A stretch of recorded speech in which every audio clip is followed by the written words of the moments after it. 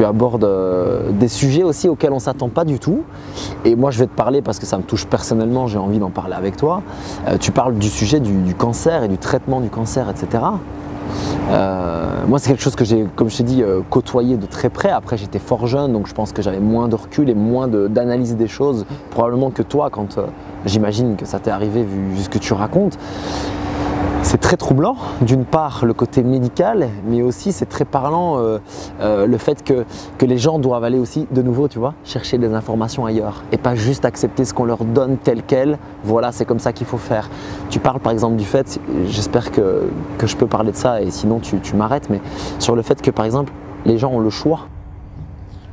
De leur traitement. Ouais. Mais on ne le sait pas en fait. Mais c'est ça qui est dingue. Ce qu'on ne sait pas, c'est que les médecins, depuis 2004, ont perdu leur liberté de soigner, notamment au niveau des traitements du cancer. Parce qu'en France, je ne sais pas comment ça se passe en Belgique. Alors j'ai pas encore ces infos, mais je vais en chercher, je peux te dire. En France, les traitements sont imposés en fait par l'Institut national du cancer.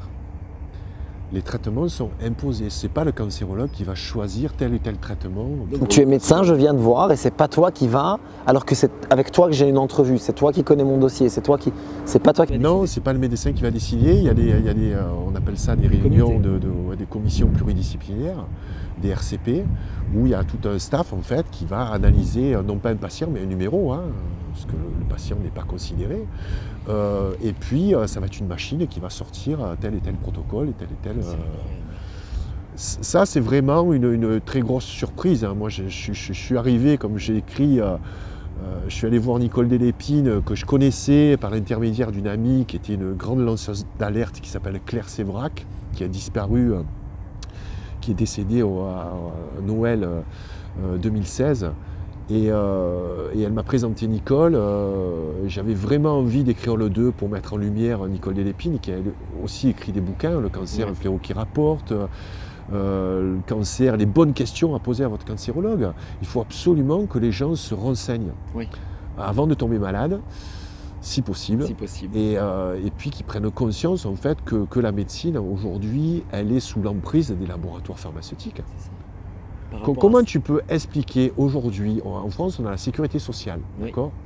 Avant les années 2000, les laboratoires en fait, qui faisaient des protocoles de chimiothérapie finançaient eux-mêmes leur expérimentation. Donc ils finançaient les médicaments et les protocoles qui allaient être testés avant l'autorisation de mise sur le marché. Aujourd'hui, ce n'est plus le cas. C'est la sécurité sociale qui paye.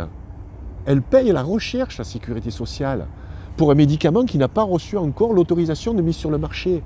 Et lorsqu'il y a l'autorisation de mise sur le marché, elle est provisoire, parce que c'est juste quelques mois de test. Avant, c'était plusieurs années. Il fallait beaucoup plus de cas plus et de temps, plus de exactement. certitude. Donc aujourd'hui, on va très très vite, tout ça. Pourquoi ?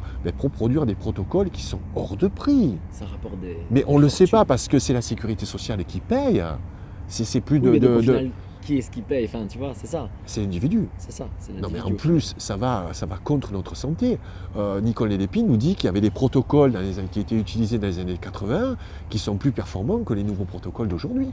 Ah oui. Ben oui, pourquoi on ne les applique plus ? Parce que les médicaments ont perdu leur patente. Les laboratoires ont perdu leur patente sur les médicaments, ça ne rapporte plus rien. Leur brevet, c'est ça. Le tamoxifène, par exemple, tu vois, qui est aujourd'hui un médicament qui est pas très cher, mais qui va être remplacé par une autre molécule, avec des effets secondaires foudroyants. Cette nouvelle molécule va être payée, elle me dit, c'est plus cher que le prix de l'or, quoi. C'est un truc incroyable. Mais surtout, qu'il n'y a pas de résultat. Si encore il y avait de bien meilleurs résultats, mais non. Oui, on justifierait ça. Non, mais on va te justifier, on va te dire, oui, on soigne mieux le cancer aujourd'hui.